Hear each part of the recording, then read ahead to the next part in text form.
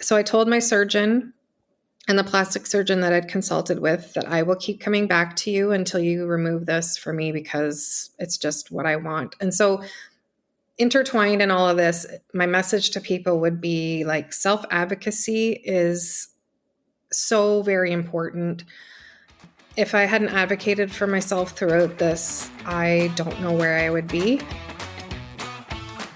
Welcome to This is Perimenopause, the podcast where we delve into the transformative journey of perimenopause and beyond. I'm one of your hosts, Mikkel.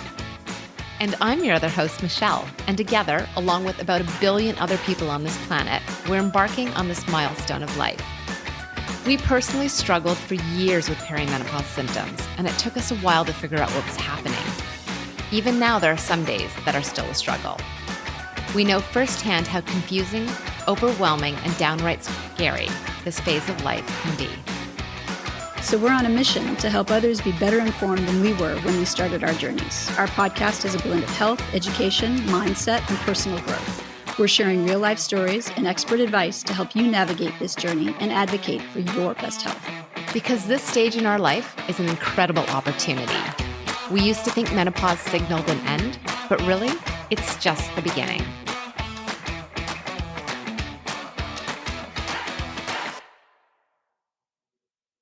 This podcast is for general information only. It's designed to educate, inspire, and support you on your personal journey through perimenopause.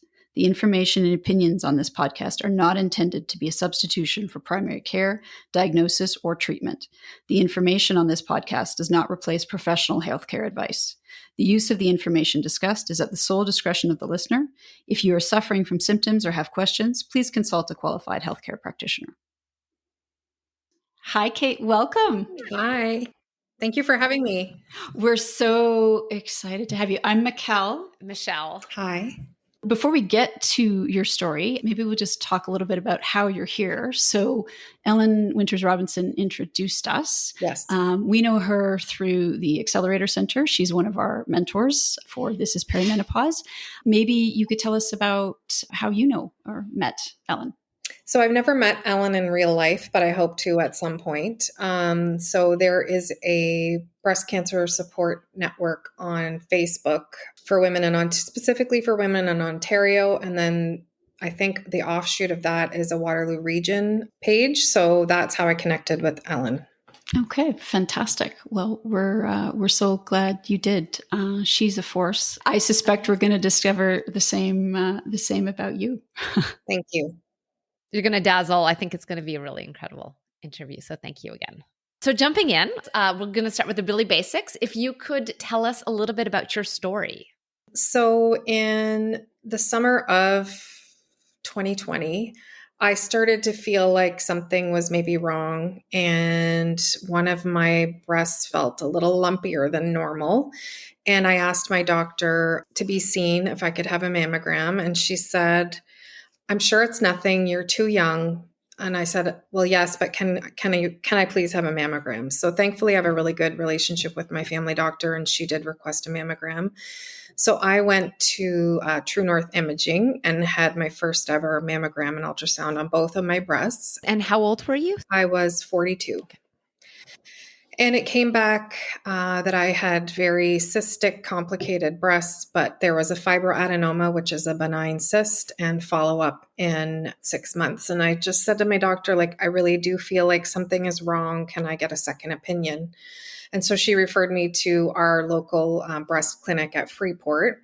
But I had to wait from September until November to get in for screening. I believe that things had slowed down during the pandemic. It's all a little fuzzy in my head because it's such a complicated story.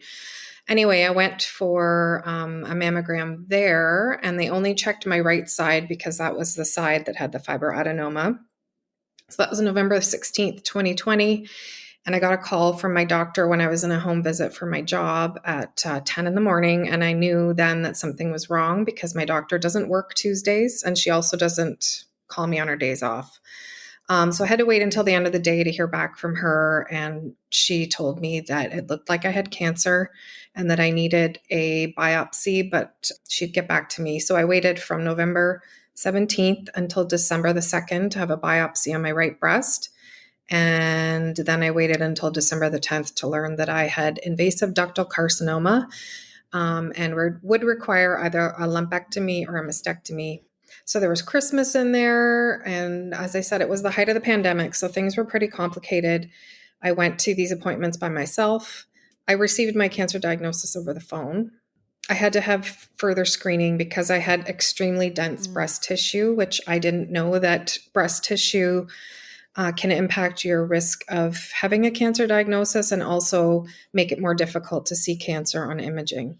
So I had an MRI in the middle of the night on December 22nd. It's crazy to me that I remember all these dates, but I do because I can't remember anything most of the time.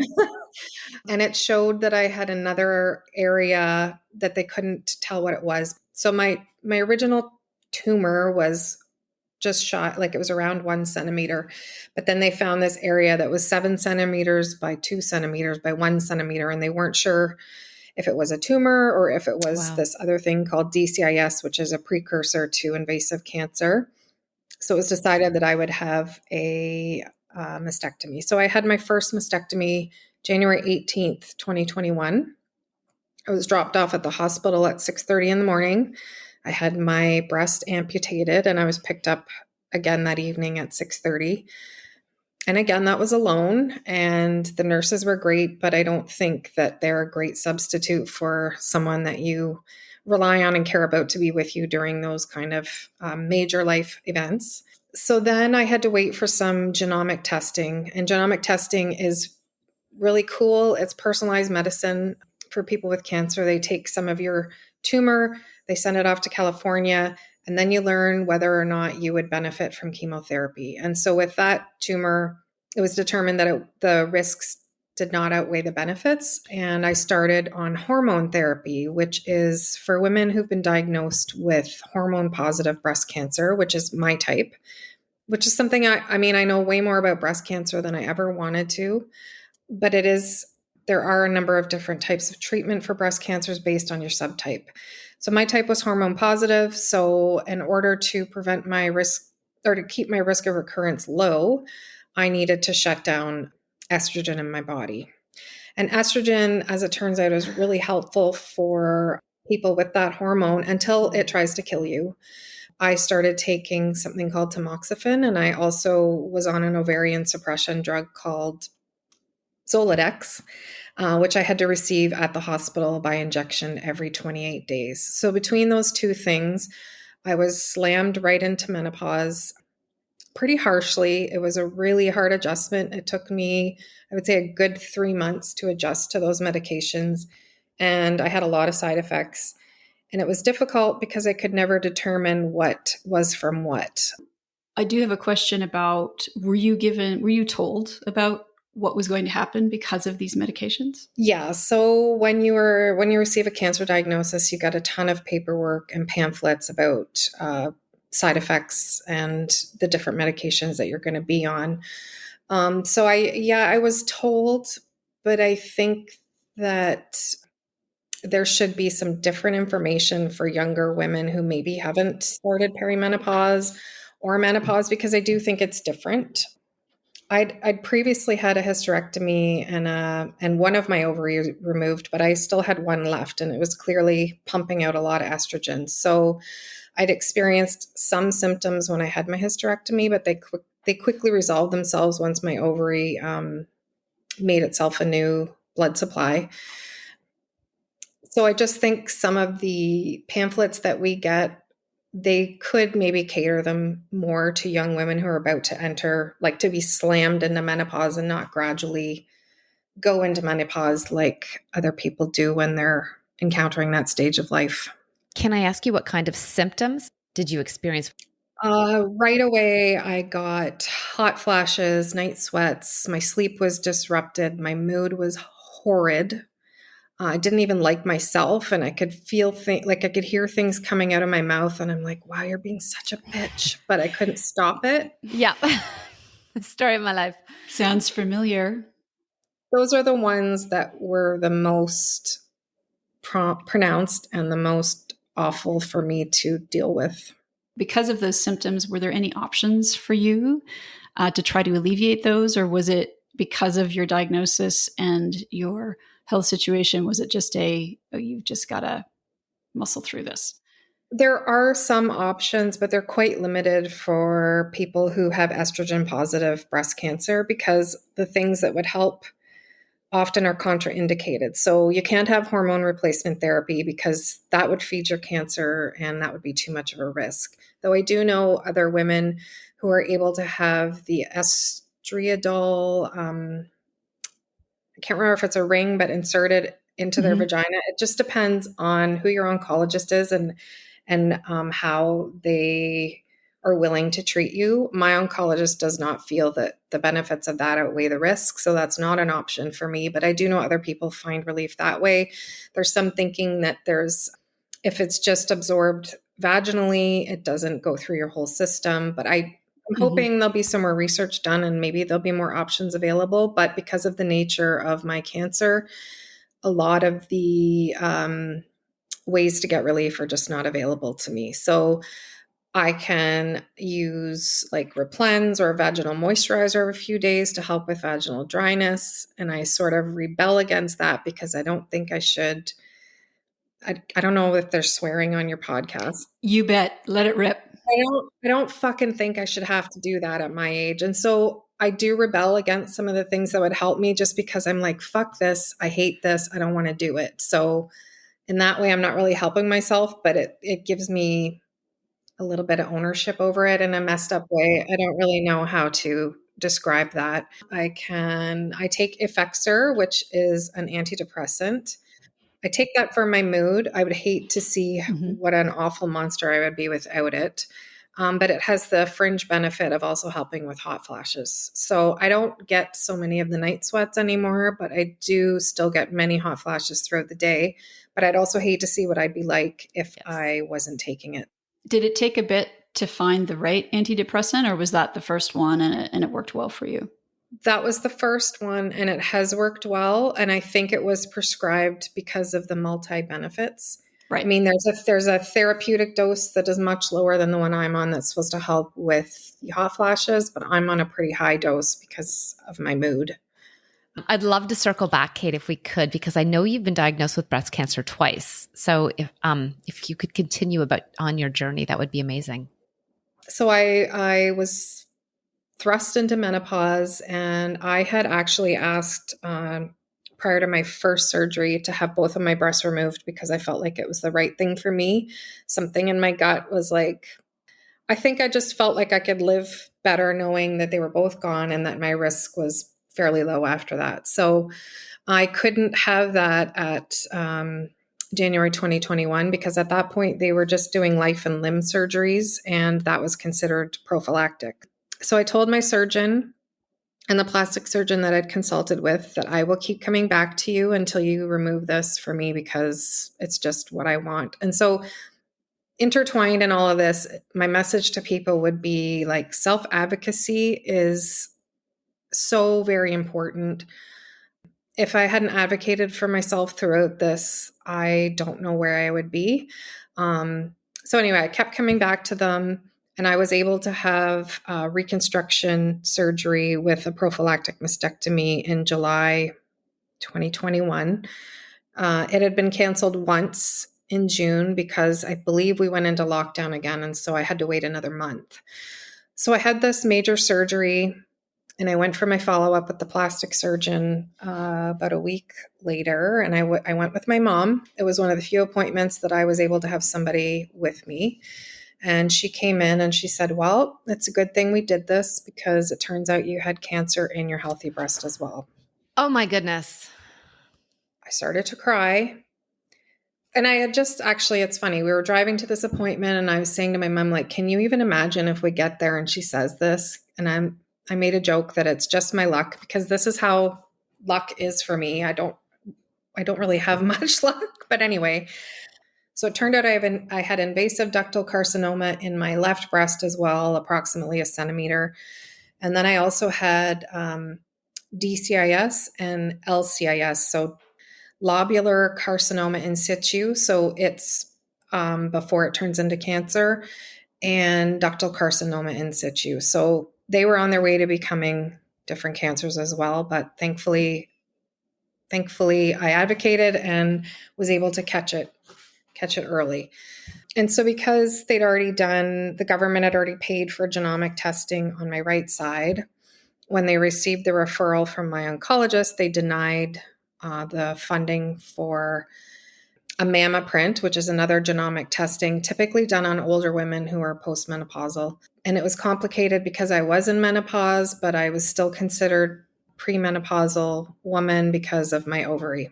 So they denied your claim because of your age and because technically you were still premenopausal because there was one ovary left. No, because they'd already paid for genomic testing with my first mammogram. They denied it, saying, well, we've already done genomic testing. She doesn't qualify. So my oncologist had to go back and say, no, this is a new cancer on the other side. Please approve this.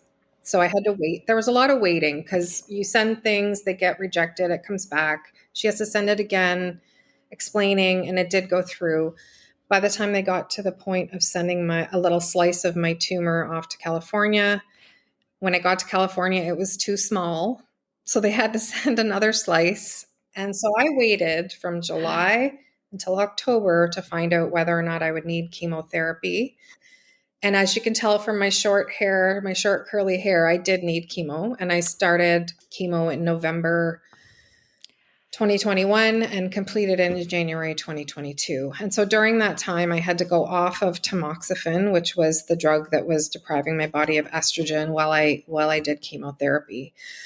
So I completed chemo, and about 6 or 8 weeks after that, I had to start on tamoxifen again. So it was like starting all over again, and it was brutal. And this is in terms of starting all over again from a menopause symptom perspective? It's hard to know because I was having the side effects of chemo. So it's all shit. It just is like levels of shit. Different kind of shit. Yeah. With that Zoladex shot, you have to get every 28 days to keep yourself in menopause, shut your ovaries down. And I thought, well, I only have one ovary left. I don't really need it. I don't want to do these needles every 28 days for the next 5 years. It just seemed like a lot. So I had an oophorectomy in June of 2022. At any point, did someone recommend you get the oophorectomy, or was that your research? Did I say that right? Oophorectomy? No. That's okay though. Oophorectomy. Nobody encouraged me to do that, but when I mentioned it to my oncologist, she didn't discourage me because I'd made all the right decisions for myself leading up to that point. So I think she was like, you know what? This hasn't gone the way anyone anticipated. If you want to do that, like, you've got my support. But she didn't say I would recommend that you would do that. There is some thinking that keeping your ovaries around until you're in menopause is a good idea. It's just easier on your bone. Estrogen is helpful, but like I said before, it's helpful until it's not helpful. Mm-hmm. And for me, it was more about not wanting to go to the hospital, to the cancer center every 28 days and then over to the injection clinic and take time off work and just get the needle they give you for that is a 16 gauge needle. It's like the biggest thing I've ever seen. It's just not something that I wanted to do. And I felt like removing my ovary would deprive my body of even more estrogen. If there was anything circulating around from that little devil, then with the different types of cancer, people can still go on menopause even if they don't have estrogen positive cancer. Like chemo can induce menopause in some people, and it's referred to as chemopause. And so some people will not have a period during chemotherapy and for quite a while after. I think for some people that can be permanent. It all depends on the individual and different subtypes and different treatments. That's great information. Thank you. How common is it for someone to have cancer in both breasts? I was told, I believe, around less than 2%, Wow. because that was something I was pushing for with the surgeon. And he was like, it's less than 2% of people. And that's fine. But once you fall into that 2%, those statistics don't matter. No kidding. So I told him to stop talking to me about statistics because for me, they didn't mean anything. Wow. Kate, was your cancer genetic? We're not sure. I have a really, really rampant history of cancer on my dad's side of the family, on his mom's side. It turns out that 85% of breast cancer is not genetic. So only 15% is. So 85% of people, it's just bad luck. Or, I mean, I think there's research happening all the time as to how does this happen.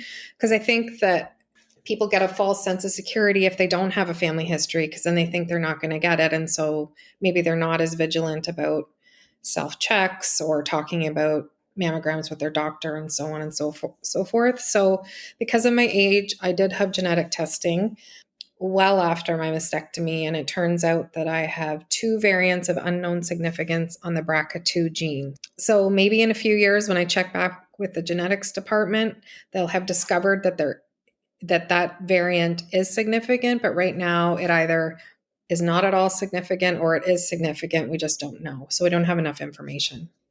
Let's go back to the very beginning for a moment. Were you doing regular self-exams, breast exams? Not as often as I should have been, but I just knew from pushing around that something wasn't right. And I would say it was more of a gut feeling for me than it was something palpable, because what I felt and where they found the cancer were in different spots. And I believe that, I think it was the American Cancer Society took breast self-examination off of their recommendations for people, but I would urge people to continue to do breast self-examination and get to know your body, because sometimes that is the thing that helps you get diagnosed at an earlier stage. There's a really great resource called Know Your Lemons, and they have pictures of an egg carton, and there's lemons. There's 12 lemons, and it's 12 different signs of breast cancer, and it's a really good visual. And yeah, I would encourage people to do their self-examinations every month at the same time, just to get to know your body so you have a baseline. Kate, you mentioned that you have very dense breasts, which I learned recently I do as well. I'm wondering if you can share with us, a little bit more about if you have dense breasts and what that means. So I've had people ask me this question because I talk a lot about it on my Instagram page that I started specifically for my cancer journey, or whatever you want to call it. I hate that word, but I did not know how important the knowledge of what your breast density is. And the only way to know your breast density is to have a mammogram. You can't tell by feeling them, looking at them. Size doesn't matter. Like, you can have very large breasts and not have dense breast tissue. You can have very small breasts and have dense breast tissue. So the only way to know is by having a mammogram, and it will say on your mammogram report. And I know there's an organization called Dense Breast Canada that is advocating for changes in screening, because dense breast tissue and cancer both show up as white on imaging. And so it can be very hard to detect whether or not you have a tumor hiding in there. And if you have extremely dense breast tissue, it's a mouthful, that's category D, and it's recommended. They're recommending that you get enhanced screening if that is your breast density. And so thankfully I had a really good surgeon. And prior to my first mastectomy, he did request an MRI, which is the preferred method of enhanced screening. However, when they did the MRI, they did both my breasts, and for some reason it was still hiding on the left side. So I can't, for the life of me, figure that out. It's just a good example of how important it is to know your breast density. And because even with an MRI, the left side was still missed for me. Right. So we'll put all of these resources you've mentioned in the show notes. But I think the key messaging is, if you've got boobs, you need to make sure you're getting a mammogram starting at age 40. If you've got dense boobs, like I do and you did, not to be glib, but you need to be getting supplemental screening, because the mammogram can't necessarily see what needs to be seen. That's right. And the earlier cancer is found, the better the outcomes, and the less invasive sometimes the treatments can be. You might not know the answer to this, Kate, but how easy is it to advocate for the supplemental screening? I don't actually know the answer, but I do have a sister. She's a couple years younger than me, and I have asked her like once you have a first, it's not first generation, but there's some terminology like first degree, that's what it is. I just want to say that I was a really high functioning person before all of this. And I feel like menopause and chemo has really impacted the way my brain works. And I know I've done lots of reading about brain fog and stuff, and chemo and menopause sort of have the same similar impacts on the brain. So like I often have to stop and gather and try to find words, and people often help me. So there is the high risk breast screening program in Ontario, and you have to meet certain criteria in order to qualify for it. And I've urged my sister to become part of that program. But unfortunately, like her family doctor doesn't seem to understand how to get her into it or that it even exists. So I feel like it's maybe not consistent.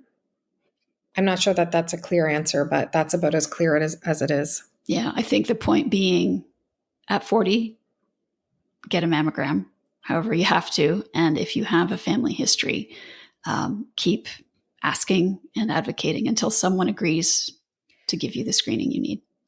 For sure. And I believe that in Ontario, if you request a mammogram over the age of 40, you shouldn't be denied. And regular screening starts at age 50. But there is advocacy happening to reduce the age of a screening mammogram, which I think is so important. And I have so many friends, they're in their 30s, some of them in their 20s, who've been diagnosed with cancer. So I would like to even see it go lower than 40. But at this point, lowering it from 50 to 40 would be an improvement. They have in the US lowered the age from 50 to 40 across the board, and that needs to happen here. My understanding about some of the screening that early isn't appropriate and we don't recommend breast self-exams is because it could cause stress. Well, guess what? Better to go through that stress of, a scare or over something that is benign than to end up in a situation where had I only done this earlier, it might not be this bad. Well, women and their hysteria, they can't handle things like that. So. Well, exactly. And I think the medical system has a history of treating women as unable to handle the hard truths or unable to understand the concept of risk and make those decisions for themselves. And it needs to stop. And I would argue that most people that I know, if they were to get a false positive, they would be fucking relieved to get that, oh, sorry, we were wrong, over waiting until they are like stage 3 and wondering if they're going to be able to survive till next Christmas. Yeah, absolutely. Kate, I'm cognizant of time, and we want to make sure we talk a little bit more about you and your life and your family and what the impacts are of having breast cancer and having children and relationships and work. Tell us about that. So all of it was further complicated by being diagnosed in a global pandemic. I think that my mental health would be I don't know if it would be better, but I do think that the impact of doing all of that stuff alone definitely impacted my mental health. All of it, I think, has been hardest on my mental health. Like, yes, my body has been through the ringer, but my mental health is the part that has been impacted the most. So I am a kinship worker. I work for Family and Children's Services. And so I left my job in January 2021, and I'm just about to return next week. Due to the nature of my job, there's no way I could have come and gone throughout all of that. I'm fortunate to have a job where I could qualify for long-term disability. I could still have my benefits. My spouse has good benefits. I think a lot about people who don't have benefits to pay for the medication alone. But not only that, but like I have massage, I have I have coverage for counseling. So I've tapped into all of that stuff a lot throughout this process and spent a lot of money out of pocket just trying to get things to make the process more comfortable. Things you don't think about, like a recliner so that I could sleep in it after surgeries, special pillows to prop myself up after I couldn't sleep on my side for 6 weeks. When you're a hardcore side sleeper, sleeping on your back is just really not it. It's not awesome. So I left my job for a while, and my kids at the time, they were 7 and 8. and doing school from home. My spouse is a teacher. So everybody was home. And I do worry about the impact on my kids because I think if they'd been in school, they might have been protected from some of the stuff that they saw from seeing sick mom all the time. So, I've lost income, I've lost opportunities through my work. I mean, we didn't have a lot of practical, tangible support because we couldn't. We followed all of the restrictions that were in place. I didn't get to hug my mom till it makes me really upset to think about.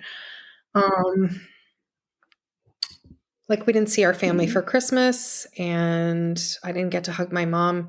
She isolated for 2 weeks before she moved in with us after my first mastectomy. She's a retired nurse. And I'm so thankful because you get your boob cut off and they hand you a piece of paper and it's like, good luck. And then you have to go out. You have to go out the next day to a clinic to get your bandages looked at and changed. And like I can tell you, there's no fucking way I wanted to leave my house in the middle of winter. I think the intensity, I still can't believe it's basically day surgery. Yeah. That's insane. It's totally insane. And the reconstruction, though, I did stay in the hospital for 2 nights. But the only time I saw someone was when they were coming to give me pills. And one time somebody got me up to go to the bathroom. But those nurses were overworked. But I think that it would have been better for everyone if I could have had somebody stay with me, visit me, bring me stuff. Absolutely. I imagine a very isolating experience. And then to be doing this through COVID has to be just that much more difficult. Yeah, it was the most difficult. I think I was robbed of a regular cancer experience, which is a weird thing to wish for, let me tell you. Yeah. Some of the most helpful things, though, like I have really great work colleagues and friends, and they did a meal train for us during my mastectomy, my reconstruction, and then during chemo. And that was some of the most helpful because my spouse didn't take any time off work and he was doing the bulk of stuff at home. So 3 nights a week, he didn't have to worry about making dinner. And we often had leftovers. And people bring their A game when they are cooking for you when you are unwell. So we had the best food. That was a really helpful thing. So while we were physically alone, like we had a lot of support that way. And I found, I started my Lump into Lemonade account in December 2020. And I joked about like, oh, maybe I'll be the next cancer influencer. Like, hey guys, didn't realize that there actually are people out there that were. And I didn't know that there was such a vast community on Instagram. And so it was a lifeline for me. I was able to update my family and friends. They could go there, read about me, and I didn't have to update everybody all the time. But I also connected with women literally all over the world who were going through a breast cancer diagnosis in a global pandemic. So it was an immense source of support. And I still am actually, I don't think I've posted anything on my regular Instagram account since I opened up my Lump into Lemonade one. I've checked out your Instagram account, Lump into Lemonade. It's amazing. What was that like? From your first post, what was that experience like? Well, when I made my first post, I was in like sheer panic mode. And I kind of felt like, I don't know if I should do this. So when I first did my first post, I kept my privacy settings up and I only told my family and friends because we hadn't yet told the kids. They still didn't know I had cancer. We waited to tell them until after Christmas, but actually it came out during Christmas dinner because one of them had heard me crying. So it's just the 5 of us. And they were like, oh yeah, well, did you hear about mom's cancer? And I was like, oh, I guess we're going to have this conversation now. So I had started it as a way, as I said, to update my family and friends, but it was also a way for me to get the angstiness that I was feeling out of myself and on paper. Because I've maintained throughout this whole process that the waiting is the most hellish part of anything. Once you know what you're dealing with and have a plan, like everything feels better. Everything feels better with a plan. So once the kids knew, I kind of took off my privacy settings. Like I think right now I have something like 1,200 followers, and some of those people are my friends and family, but a lot of them, the majority of them are other people, women, other young people who've had cancer or other women who've had cancer. And I have met some of them in real life, which has been a really cool experience. And I have a core group of about 8. There's 8 of us, I think. And we all range in age from, well, I'm the oldest. So I'm 45 now. And I think we're like 35 to 45. And they are like my core group of friends. And we all went through this around the same time in history. And we're kind of all at the same stage of life. So that has been super special. And I don't know what I'm going to do with that account now that I'm post-cancer and treatment. I mean, I think once you've been diagnosed and gone through something like that, it's never too far from, I mean, there's not a day or a moment that goes by where I'm not thinking. I'm hoping that the further I get away from it, the less intense it feels. But I plan to do some advocacy, probably with the Canadian Cancer Society, and I don't know what else. So maybe my account will shape shift and become more about like information. But if you go and look at my account, like some of it's funny, some of it's serious, some of it is very evident of what I was going through at that time, because I'm just like, fuck this and fuck that and why me? And sometimes I think I should go back and edit that stuff. But then I think, well, no, like that's a perfect capture of what was happening at that time in my life. And so maybe someday when I'm not here and my kids are older, maybe it'll be something that they can look at and see my point of view of what was happening, because I know they have their own experience of what happened. And right now is not appropriate for them to know how it happened from my point of view, but when they're adults, maybe they'll be curious. I have a few questions around just family and your kids. And if you'd rather not answer, I completely understand. I think you can get the picture that I'm a pretty open book. I was just going to say, you're so beautiful and raw and authentic. And I think that's so important to share with the world. Maybe let's start with your kids. How do you go about telling your kids about something like this? Or do you have advice for other people who might be listening, who are in a similar boat where they've got to tell their kids some really tough, scary shit? Well, the way it happened for my family was not ideal, but like the social worker in me would say to tell them what you know and answer their questions as they come up, but don't overload them with information. There's lots of really helpful books out there. A friend of mine who I did yoga with, she'd had a diagnosis, I think, a year before me. And so she lent me a book. It's called Cancer Hates Kisses. And it's a really good book for kids who are around my kids' age, like maybe like 4 to 8. And so it talked about like all the things that cancer can and can't do. And it talks about your mom being sick, but cancer hates kisses. So make sure you kiss your mom a lot, basically. Yeah, they did really well with knowing what was coming. So mom's going to have a surgery. Her boob is going to be removed. Well, where does your boob go? Like, I don't know.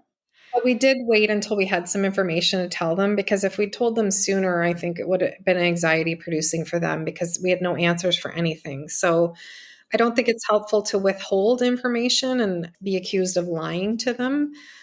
But kids only need a little bit of information and then they're generally satisfied. Right.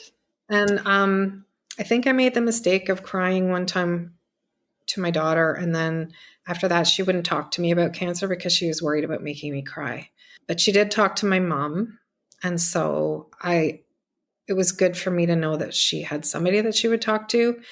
My stepson, who's the younger one, he struggled more than she did during the diagnosis and kind of waiting period. So for my first surgery, I went and got them these little like crystals. And I just said, like, keep this if you need to think of me, hold this rock.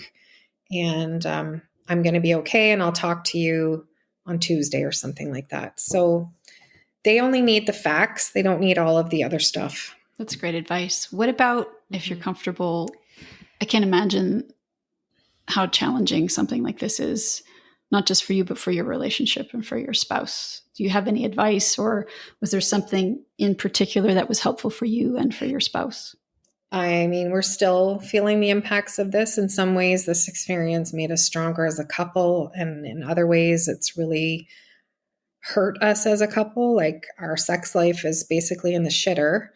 And trying to get back to that is hard. And it's part of it is menopause and all the stuff that happens then, like a desert dry vagina and lack of desire and all that stuff. The other part is my breasts were part of our lives and now they don't work and they don't look too great. So it's a complicated impact, better in lots of ways, worse in others. We do try to communicate about it, but I think the ball is in my court. And sometimes by the end of the day, I'm just too tired to worry about it. So we both go to counseling separately. We might need to go to sex therapy at some point. I'm not really sure. But yeah, I do know the statistics on marriages after a cancer diagnosis are not pretty, and I can see why. I think that people, if they've been unhappy, they will be like, they'll blow their life up and try to, my life is too short. I'm not going to do this anymore. Or it can have the opposite effect, I think. Thank you so much. I think so many people are going to benefit from hearing what you just said for so many different reasons. So thank you. One last thing, and then I'll stop talking. I feel like when someone is diagnosed with cancer, a lot of people don't really know what to say or what to do. What did you like hearing, and what, beyond the food, obviously, beyond the gourmet food, obviously, was there anything else that was really helpful? Well, first of all, I think saying something is better than saying nothing. Like, even I don't know what to say, but I want you to know I'm here for you. People do want to help, and giving them something practical to do, I find, is helpful. Like bringing meals is something you can actually do, and people like helpings. Another thing that I would have found helpful for people who say, I'm here for you, let me know if you need anything. People are generally not going to tell you what they need. So it's better if you can provide or let them know what you can offer, and then maybe let them pick. Because the let me know what I can do people, like sometimes I think they really mean it. Other times it's just an excuse to be like, okay, well, I've offered and they haven't asked me, so now I don't have to do anything. And money, like nobody wants to ask for money, but anyone going through cancer treatment can benefit from that, whether they use it to buy a meal, whether they pay for parking. We were limited because of the time this happened. But had this happened now, like somebody to take my kids out and do something fun that I can't do with them, or take my spouse out for a beer and chat with him, like that kind of stuff. It's not just the cancer patient that's going through it. It's the whole family. Yeah. It's great advice. Thank you. Do you want to hear the best gift that I got? Absolutely. So I had nicknamed my tumors Carol Baskins and Joe Exotic because, Tiger King was really popular at the time. And this one group of friends, so it's my spouse's group of friends, they knew that we had lots of people offering to bring us food, and they were thinking, like, what's something? So they got me a cameo from Carol Baskins. Nice. And she had no idea that she was actually one of the tumors as well. And so it's even funnier because she talks about how genius it was for me to name my tumor Joe Exotic and blah, blah, blah. She made it all about her, as she typically does. But I have never laughed so hard in my entire life. It was amazing. That's awesome. I think just, again, in lieu of time, we'll probably wrap up. We have two more questions really quick. But what is the one thing you would like every woman to know about breast cancer? Get to know your body, get to know what your normal is so that you can feel when something is wrong. And also advocate for yourself. You can ask, you can continue to ask, you can be a broken record. And the worst thing that the people out there can say is no. But I would say that you know yourself best, and gut instincts are powerful, and self-advocacy is really where it's at. Thanks so much for listening to the show. If you like what you hear, please take a moment to rate and subscribe to our podcast. When you do this, it helps to raise our podcast profile so more women can find us and get a little better understanding of what to expect in perimenopause. We also read all the reviews, the good, the bad, and the ugly, to help us continuously improve our show. We would love to hear from you. You can connect with us through the podcast, on social media, or through our website. Our information, as well as links and details from our conversation today, can be found in the show notes.